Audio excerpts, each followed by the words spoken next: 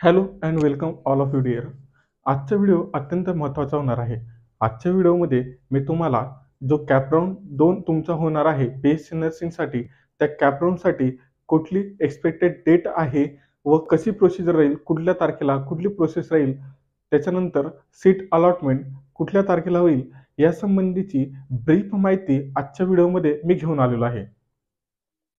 जर सांगायला गेलो विद्यार्थी मित्रांनो, या ठिकाणी आपण एक एक्सपेक्टेशन लावलेलं आहे की कुठल्या तारखेला कुठली प्रोसिजर ही सीईटी सेलकडनं तुमची जो कॅपराऊंड 2 आहे त्यासाठी कुठल्या तारखेला कुठली प्रोसिजर राबवली जाईल याबद्दल आपण आज एक्सपेक्टेशन पाहणार आहोत, ज्यामध्ये तुम्हाला विथ डेट्स हे एक्सपेक्टेशन दिलेलं आहे, ज्यामुळे तुम्हाला एक एक्सपेक्टेशन मिळेल की कुठल्या तारखेला कुठली प्रोसिजर होईल. त्या हिशोबानं तुम्ही तुमच्या जो प्रेफरन्स राऊंड 2 आहे किंवा कॅपराऊंड 2 आहे, कॅपराऊंड 2 साठी जो प्रेफरन्स फॉर्म तुम्हाला फिलअप करायचा आहे त्या संबंधामध्ये अपडेटेड राहणार.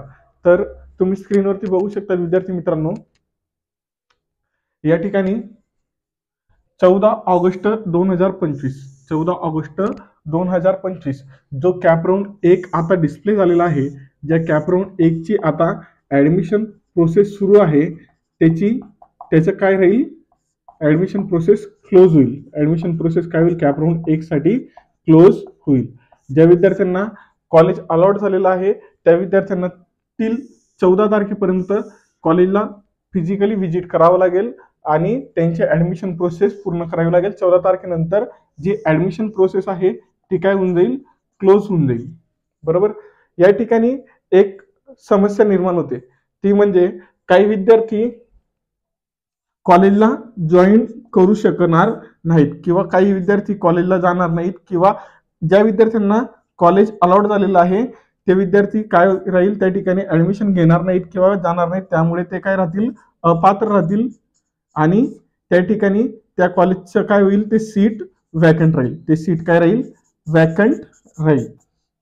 मग ह्याच वॅकंट सीटचं जे सीट मॅट्रिक्स आहे ते आपल्याला 16 ऑगस्ट 2025 रोजी बघायला मिळेल.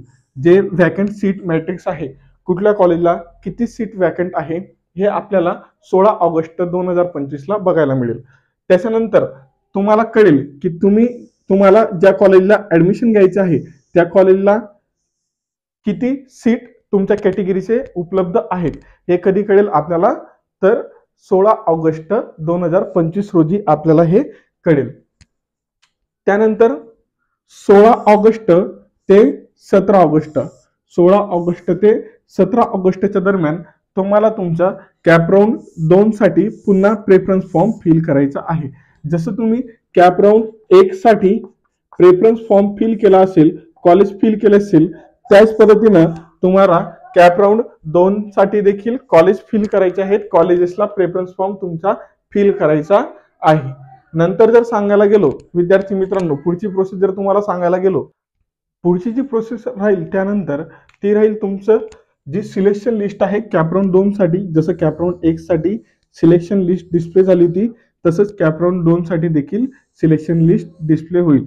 या ठिकाणी खूप जास्त चान्सेस आहेत. कसले चान्सेस आहे, ज्या विद्यार्थ्यांना पहिल्या कॅपमध्ये चॉईस नॉट अवेलेबल आलेलं होतं त्या विद्यार्थ्यांना या ठिकाणी कॉलेज मिळण्याचे चान्सेस 80% न काय होत असतात, वाढून जातात. किती पर्सेंट न वाढतात, 80% न.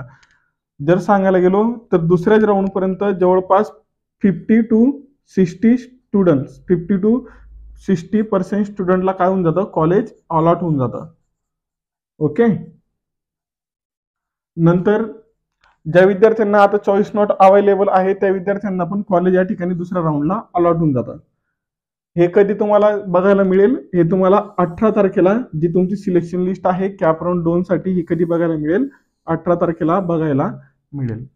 त्यानंतर सिलेक्शन लिस्ट डिस्प्ले झाल्यानंतर 19 तारीख 19 ऑगस्ट ते 24 ऑगस्ट 19 ऑगस्ट ते 24 ऑगस्ट पर्यंत तुम्हाला कॉलेजला जाऊन काय करायचं राहील, जॉईन करायचं राहील, ऍडमिशन घ्यायचं राहील. 19 ऑगस्ट ते 24 ऑगस्टच्या दरम्यान तुम्हाला काय करायचं राहील, कॉलेजला जाऊन ऍडमिशन घ्यायचं राहील. तर अशा पद्धतीनं तुमची जी कॅप राऊंड 2 आहे तो कॅप राऊंड 2 ची प्रोसेस राहणार आहे. त्यानंतर जर सांगायला गेलो विद्यार्थी मित्रांनो, तर ऑगस्ट हा जो मंथ आहे, ऑगस्ट हा जो मंथ आहे, या ऑगस्टच्या मंथ पर्यंतच आपला कॅप राऊंड 1 पण पूर्ण होईल ऑगस्टमध्येच आणि कॅप राऊंड 2 देखील ऑगस्टमध्येच पूर्ण होईल.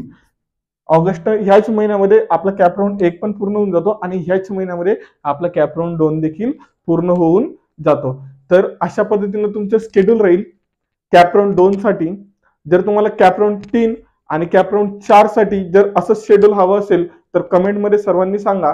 ज्या विद्यार्थ्यांना 50, 60 असे पर्सेंटाईल आहेत त्या विद्यार्थ्यांना कॅप राऊंड 1 मध्ये कॉलेज मिळणार नाही, 2 मध्ये पण मिळणार नाही. अशा विद्यार्थ्यांना कॅप राऊंड 3 आणि 4 कॅप राऊंड 3रा 4थ्या मध्ये त्या विद्यार्थ्यांना कॉलेज मिळेल. उरलं जे विद्यार्थ्यांना खूप कमी मार्क्स आहेत, ज्या विद्यार्थ्यांना 40 पर्सेंटाईल मार्क्स आहेत, अशा विद्यार्थ्यांना कुठल्या 4th राऊंड आणि 4th कॅप राऊंड आणि जो शेवटचा असतो स्पॉट राऊंड, त्या स्पॉट राऊंड पर्यंत काय करायचं आहे, वाट बघायची आहे. तिथपर्यंत त्यांना काय होईल, कॉलेज मिळेल. तिथपर्यंत त्यांना कॉलेज मिळेल. तर ह्या स्पॉट राऊंडची जर तुम्हाला डेट हवी असेल तर कमेंट करून सांगा, ती डेट देखील मी तुम्हाला सांगेन. जर तुम्हाला व्हिडिओ आवडला असेल तर चॅनलला सबस्क्राईब करा. खूप सारे विद्यार्थी असे आहेत जे चॅनलला फक्त आपल्या चॅनलचे व्हिडिओ कंटिन्यू पाहतात पण चॅनलला सबस्क्राईब करत नाहीत. जर सांगायला गेलो विद्यार्थी मित्रांनो, माझं नवीनच उघडलेलं युट्यूबचं चॅनल आहे तेवढा ऑडियन्स माझ्याकडे नाही आहे. जर तुम्ही मला सबस्क्राईब केलं तर मला एक मोटिवेशन मिळेल. मी अजून नव्याने सुरुवात करेल, जोमानं सुरुवात करेल आणि याच्यापेक्षा अजून जास्त महत्वाची माहिती किंवा जी महत्वाची माहिती असेल ती वेळेवरती तुमच्यापर्यंत पोहोचू शकेल. त्यामुळे मी हात जोडून सगळ्यांना विनंती करतो, कृपया करून चॅनलला सबस्क्राईब करा, व्हिडिओ बघत राहा, इतर विद्यार्थ्यांपर्यंत व्हिडिओला शेअर करत राहा आणि व्हिडिओला लाईक करायला विसरू नका. तर विद्यार्थी मित्रांनो, अशा पद्धतीची ही माहिती होती. मी आशा करतो तुम्हाला व्हिडिओ आवडला असेल. Till then take care.